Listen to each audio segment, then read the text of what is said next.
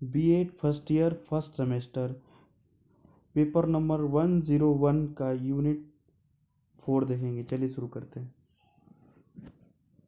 निम्न में से कौन से अधिगम संगठन के घटक हैं? व्यवस्थापक चिंतन, मानसिक प्रतिरूप, निजी पूर्णाधिकार, उपयुक्त सभी। तो याद रखिए उपयुक्त सभी होगा। चलिए आगे देखते हैं। किसी भी अधिगम संगठन की मूल विशेषताएं हैं: निरंतर वृद्धि, सीखने की प्रवृत्ति, निरंतरता, उपयुक्त सभी। तो उपयुक्त सभी होगा। स्कूल किस भाषा का शब्द है? स्कूल अंग्रेजी भाषा का शब्द है। स्कूल शब्द का मूल शब्द किस भाषा से लिया गया है? यूनानी से लिया गया है। प्रभावी विद्यालय की विशेषता है सबल और व्यावसायिक अध्यापक, सूक्ष्म प्रधानाध्यापक, सुस्पष्ट सकारात्मक दर्शन। उपयुक्त सभी। तो उपयुक्त सभी होगा। निम्नलिखित में से किसने विद्यालय को बच्चों का उद्यान कहा है? फ्रोवेल ने। चलिए आगे देखते हैं। विद्यालय वे संस्थाएं हैं जिनको सभ्य मनुष्य द्वारा इस उद्देश्य से स्थापित किया जाता है कि समाज में सुव्यवस्थित और योग्य सदस्यता के लिए बालकों को तैयारी में सहायता मिले। रॉस ने। किसने? रॉस। यूनानी शब्द स्कूला का अर्थ है अवकाश।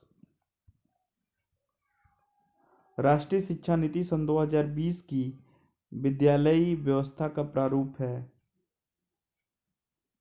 5+3+3+4। ठीक, आगे चलते हैं।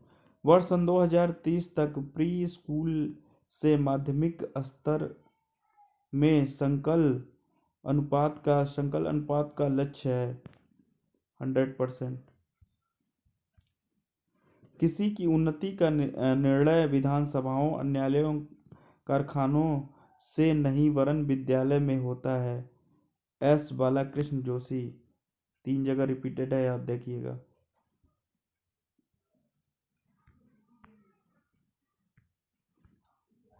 स्कूल शब्द भाषा का शब्द है, भी रिपीट है, अंग्रेजी। स्कूल शब्द की उत्पत्ति के स्कूला या स्कूले शब्द से हुई है, यूनानी भाषा। याद रखिए, भी रिपीटेड है।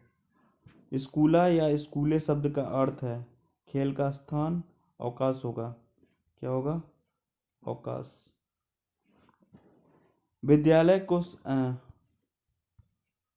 विद्यालय को समस्त संसार का नहीं वरन समस्त मानव समाज का लघु रूप होना चाहिए। कथन किसका है? टीपी नन का। किसका? टीपी नन का। ईमानदारी, सत्यता, सहयोग, प्रेम, सहिष्णुता, सह अस्तित्व आदि है मानवीय गुण का। किसका? मानवीय गुण का। ब्रूबेकर महोदय ने विद्यालय के कार्य बताए हैं। उपयुक्त सभी। संरक्षण का कार्य, निष्पक्ष कार्य, प्रगतिशील कार्य। उपयुक्त सभी। विद्यालय संगठन बाल केंद्रित होने के साथ साथ भी होना चाहिए साधन केंद्रित, समाज केंद्रित और यानी समाज केंद्रित होना चाहिए इसके अकॉर्डिंग। ठीक है। विद्यालय द्वारा निर्मित संस्था है समाज। विद्यालय समाज के द्वारा स्थापित शिक्षा का औपचारिक अभिकरण है। कौन सा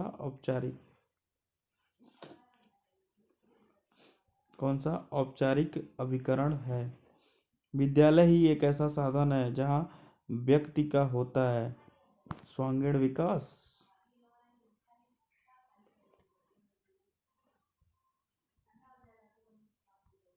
समाज का लघु रूप है विद्यालय। विद्यालय शिक्षा का अभिकरण है औपचारिक।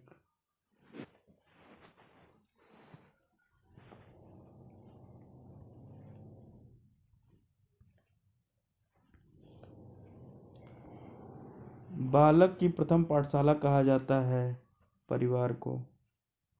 मानवीय संगठन संसाधनों के अंतर्गत आते हैं शिक्षक वर्ग, छात्र वर्ग, अन्य कर्मचारी वर्ग, उपयुक्त सभी। भौतिक संसाधनों के अंतर्गत आते हैं विद्यालय की इमारत, पुस्तकालय, फर्नीचर, उपयुक्त सभी। विद्यालय प्रबंधन एवं प्रशासन की प्रक्रिया के अंतर्गत शामिल है योजना, बजट, संगठन, उपयुक्त सभी। विद्यालय में मानवीय संसाधन का अंग है शिक्षक, छात्र, अन्य कर्मचारी, उपयुक्त सभी। नियोजक के समक्ष योजना का पूर्ण रूप से स्पष्ट होना चाहिए। लक्ष्य विद्यालय संस्था के महत्वपूर्ण अंग है शिक्षक, छात्र दोनों। शिक्षक, छात्र एवं अन्य कर्मचारी हैं मानवीय संसाधन, भौतिक संसाधन, उपयुक्त मानवीय संसाधन। विद्यालय की इमारत, पुस्तकालय, फर्नीचर आदि है कौन से संसाधन है? भौतिक संसाधन, याद रखिएगा। विद्यालय एक संस्था है। विद्यालय एक शैक्षिक संस्था है। वर्तमान में मानव की आवश्यकता, इच्छाएं, समस्याएं, आकांक्षाएं निरंतर जा रही हैं, बढ़ती जा रही हैं, अस्थिर है।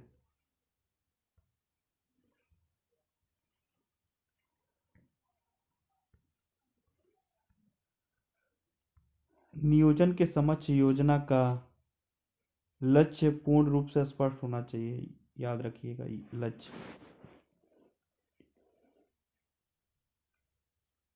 एड्यू हॉपिन तथा डॉन क्रॉफ्ट ने विद्यालय वातावरण पर अपने शोध कब प्रकाशित किया? 1963 को, याद रखिएगा 1963 को। विद्यालय के वातावरण को विद्यालय का दिल और आत्मा किसने कहा? फ्रेबर्ग और स्टेन ने। फ्रेबर्ग तथा स्टेन ने।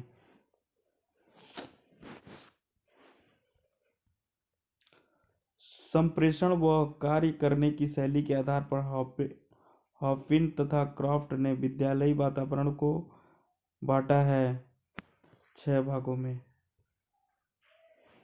राज्य की उन्नति का निर्णय एक निश्चित विधान परिषदों में नहीं हो सकता। राष्ट्र की उन्नति केवल में होती है कार्यालयों में, घरों में, विद्यालयों में, कारखानों में, विद्यालयों में। राष्ट्रीय पाठ्यचर्या की रूपरेखा सन 2005 किसके लिए बनाई गई थी? कक्षा 1 से 12 तक के लिए। कक्षा 1 से 12 तक के लिए। राष्ट्रीय पाठ्यचर्या सन 2005 की संरचना और क्रियान्वयन संबंधित प्रमुख समस्याएं हैं शिक्षक संबंधी समस्या, भाषाओं की समस्या, समाज की आकांक्षा, उपयुक्त सभी। राष्ट्रीय पाठ्यचर्या में माध्यमिक स्तर पर विषय है मातृभाषा या क्षेत्रीय भाषा, गणित, ब दोनों। पाठ्यचर्या सन 2005 में प्राथमिक स्तर पर कितने विषय पढ़ाए जाने चाहिए? 6 विषय।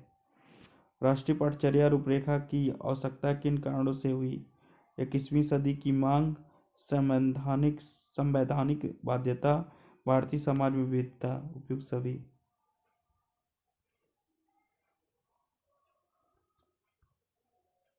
राष्ट्रीय पाठ्यचर्या के किन बिंदुओं पर विशेष ध्यान केंद्रित किया गया है? व्यवस्थागत सुधार, परीक्षा प्रणाली, अब दोनों। राष्ट्रीय पाठ्यचर्या की रूपरेखा सन 2005 के निर्माण हेतु गठित राष्ट्रीय संचालन समिति के अध्यक्ष कौन थे? प्रोफेसर यशपाल। राष्ट्रीय पाठ्यचर्या की रूपरेखा सन 2005 में कितने अध्याय में विभक्त किया गया था? 5।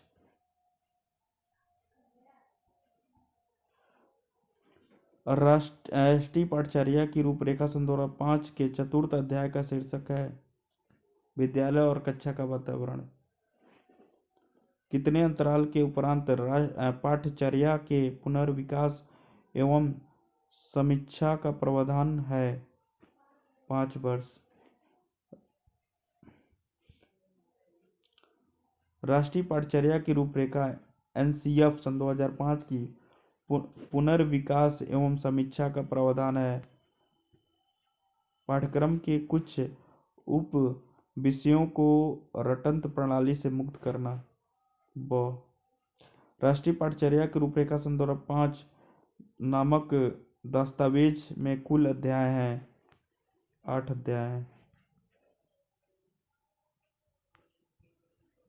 राष्ट्रीय पाठचर्या की रूपरेखा सन 2005 के द्वितीय अध्याय का शीर्षक है अधिगम, सीखना एवं ज्ञान। राष्ट्रीय पाठचर्या की रूपरेखा सन 2005 तृतीय अध्याय का शीर्षक है पाठचर्या की क्षेत्र, स्कूल की अवस्था एवं आकलन।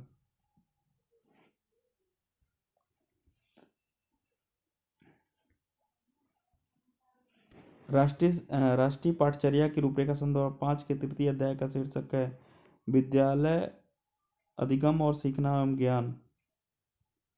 डाउट। राष्ट्रीय पाठचर्या के रूपरेखा सन 2005 के पंचम अध्याय का शीर्षक है अव्यवस्थागत सुधार। प्रत्येक 5 वर्ष के उपरांत पाठचर्या का पुनर्निरीक्षण एवं आवश्यक संशोधन करने की बात किस नीति में कही गई थी?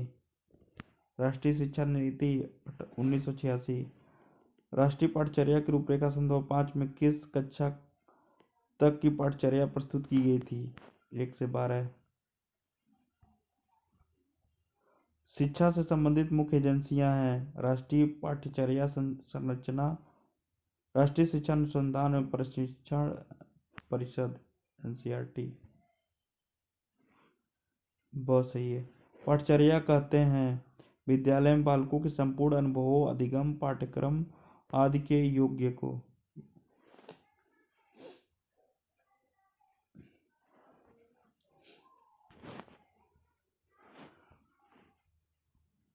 पाठचर्या का ढांचा कैसे सहायता करता है? बालक को केंद्र बिंदु मानकर अधिगम क्षेत्रों को परिभाषित करना, न कि विषयों को। प्रत्येक अधिगम क्षेत्र का विस्तार तय करना तथा प्रत्येक क्षेत्र के लिए समय का आवंटन करना। भौतिक व मानवीय विद्यालयी संस्थाओं की पहचान तथा प्रबंधन करना। उपयुक्त सभी।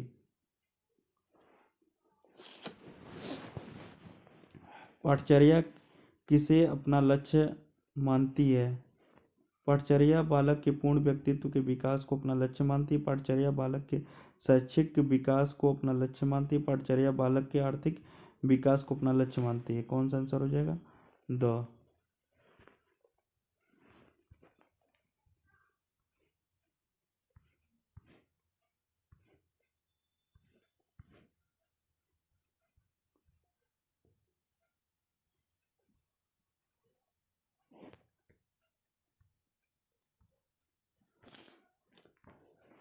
राष्ट्रीय पाठचर्या रूपरेखा के उद्देश्य हैं उपयुक्त सभी। बालक अपने स्व ज्ञान के निर्माण में समर्थ हो, इसके लिए सामाजिक, आर्थिक एवं जातीय पृष्ठभूमि को मजबूत बनाना, विविध उपागमों को शिक्षण अधिगम की प्रक्रिया के विविध पहलुओं में बढ़ाकर यह बताना कि यह प्रक्रिया सृजनात्मक की गुणवत्ता को बढ़ाती है। परीक्षा प्रणाली को आर्थिक लचीला एवं एकीकृत बनाना राष्ट्रीय पाठचर्या रूपरेखा की आवश्यकता के कारण है। उपयुक्त सभी। भारतीय समाज में विविधता, शिक्षा का आधुनिकीकरण, 21वीं सदी की मांग। राष्ट्रीय पाठचर्या की रूपरेखा के प्रमुख बिंदु क्या हैं? उपयुक्त सभी।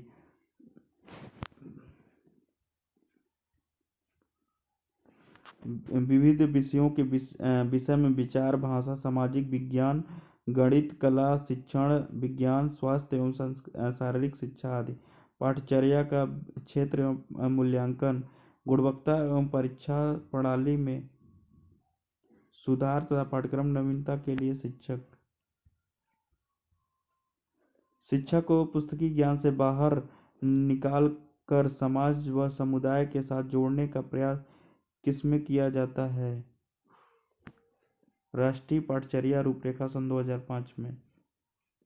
राष्ट्रीय पाठचर्या रूपरेखा सन 2005 में किस पर विशेष ध्यान दिया गया है?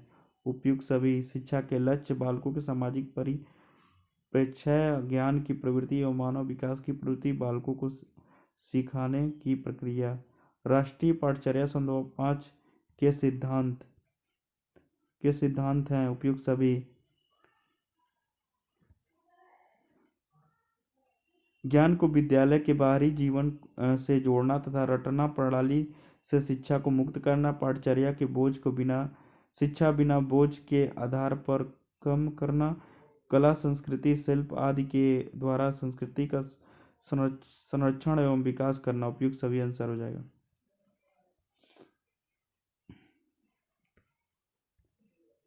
राष्ट्रीय पाठचर्या सन 2005 में प्राथमिक स्तर पर पढ़ाए जाने वाले विषय कौन कौन से हैं? मातृभाषा, अंग्रेजी, गणित, कला, हस्तशिल्प, पर्यावरण अध्ययन, स्वास्थ्य शिक्षा एवं कार्यानुभव और वह दोनों। राष्ट्रीय पाठचर्या सन 2005 में उच्च प्राथमिक स्तर पर पढ़ाए जाने वाले विषय कौन से हैं? व दोनों। मातृभाषा और क्षेत्रीय भाषा, आधुनिक भारतीय भाषा, अंग्रेजी, गणित, विज्ञान, सामाजिक अध्ययन, स्वास्थ्य शिक्षा, कार्य और कार्यानुभव।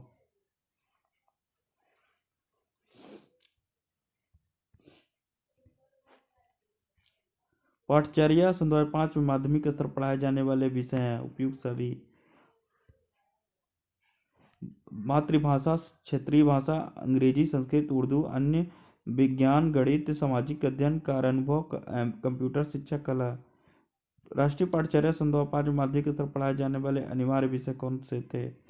मातृभाषा, अंग्रेजी भाषा, गणित। उपयुक्त सभी।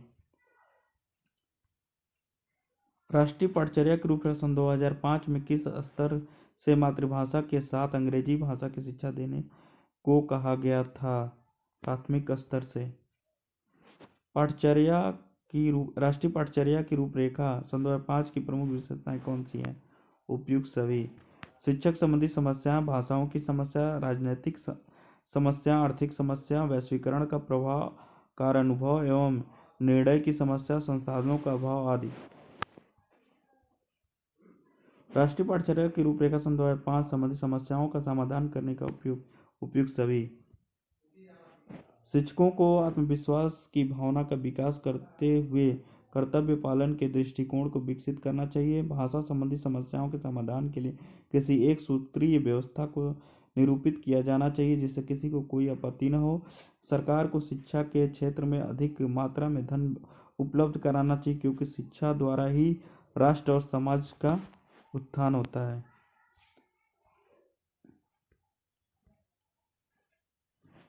विषय सामग्री का स्वरूप, परिपक्वता, अधिगम की इच्छा, अधिगम के किस प्रकार के तत्व हैं? निर्माणकारी तत्व हैं। कौन से? निर्माणकारी तत्व हैं।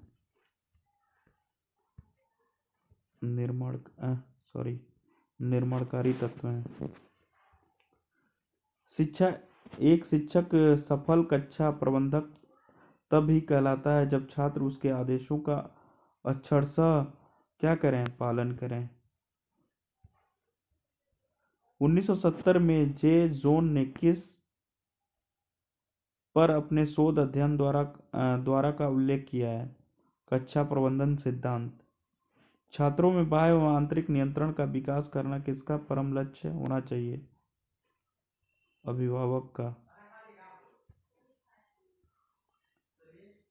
किसी भी शिक्षण संस्था की सर्वप्रमुख एवं क्रियात्मक इकाई को ही माना जाता है? शिक्षक। अधिगम वातावरण में प्राय कंप्यूटर सहायक प्रणाली का प्रयोग होता है जैसे अधिगम प्रबंधन प्रणाली विभिन्न तकनीकों का समूह संप्रेषण का माध्यम है।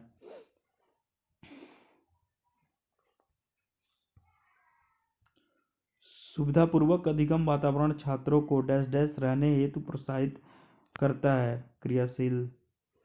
शिक्षक को अपने संपूर्ण आचरण में कौन से गुण समाहित करने चाहिए? ईमानदारी और महानता।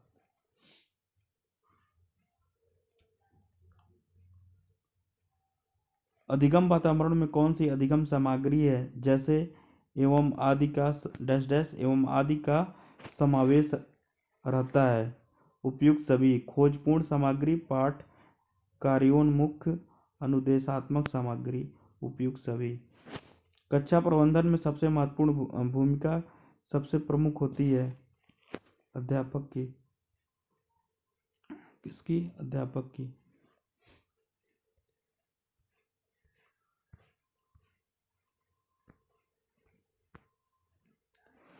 वह अधिगम वातावरण का वह घटक है जो पाठचर्या को उपलब्ध कराता है तथा छात्रों को प्रबंधक भी होता है। द विद्यालय अधिगम वातावरण के आवश्यक तत्व हैं। उपयुक्त सभी। फर्नीचर की व्यवस्था, कक्षा तथा कक्ष प्रक्रिया, कक्षा की भौतिक दशाएं। सुविधापूर्वक अधिगम वातावरण के निर्माणकारी तत्वों में सम्मिलित है परिपक्वता, प्रेरणा, विषय सामग्री का स्वरूप। उपयुक्त सभी। एक अच्छे शिक्षक में व्यक्तित्व संबंधित गुण होने चाहिए। चुस्त दुरुस्त, प्रसन्नचित्त, उपयुक्त दोनों।